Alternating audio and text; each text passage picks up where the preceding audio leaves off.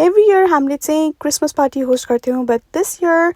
Because of some health issues हामीले चाहिँ घरमै फ्यामिली मात्रै बसेर सेलिब्रेट गर्ने विचार गऱ्यौँ हामीले चाहिँ डिनरमा के खायौँ र व्हाइट एलिफेन्ट खेलेको सबै भिडियोहरू मैले हजुरहरूलाई आज सेयर गर्छु हामीले चाहिँ पिज्जा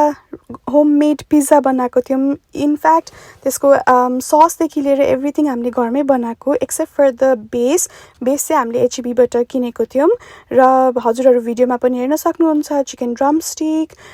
लजानिया यो चाहिँ लजानिया चाहिँ मेरो बहिनीले बनाउँदै as I do not know how to make one she's teaching me हैन म चाहिँ भिडियो रेकर्ड गर्दै प्लस सिक्दै गरिरहेको थिएँ she makes यस्तो खालको स्टफहरु चाहिँ प्रिटी गुड मलाई चाहिँ अलि सिम्पल कुरा मात्रै आउँछ बेकिङको कुरामा चाहिँ अनि our lasagna is almost ready भनौँ हैन अनि मैले चाहिँ यसो टचअप पनि गर्दैछु हैन just for the video purpose अनि yes our lasagna is ready here अब यो चाहिँ ओभनमा जानको लागि मात्रै रेडी भएको खानको लागि चाहिँ हैन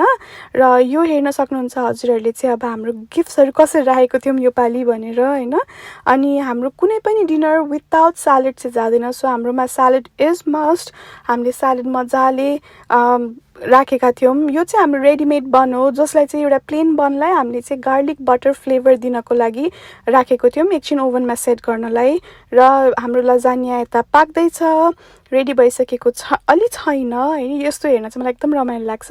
यो चाहिँ हाम्रो टोफु चिल्ली हो जुन चाहिँ मेरो ग्रान्डममको लागि थियो because she is a completely vegetarian हाम्रो लजानिया रेडी हुँदैछ सेट हुनको लागि साइडमा बसिरहेको छ सँगसँगै ड्रमस्टिक पनि हेर्न सक्नुहुन्छ अनि एभ्री क्रिसमस हामीले चाहिँ एट द एन्ड केक काटेर एन्ड गर्ने गर्छौं र त्यो भन्दा अगाडि चाहिँ हामीले व्हाइट एलिफेन्ट खेलेको छौं हजुरहरू पिक्चरमा हेर्न सक्नुहुन्छ अनि with this Merry Christmas everyone. Hope you all enjoyed it. Thank you.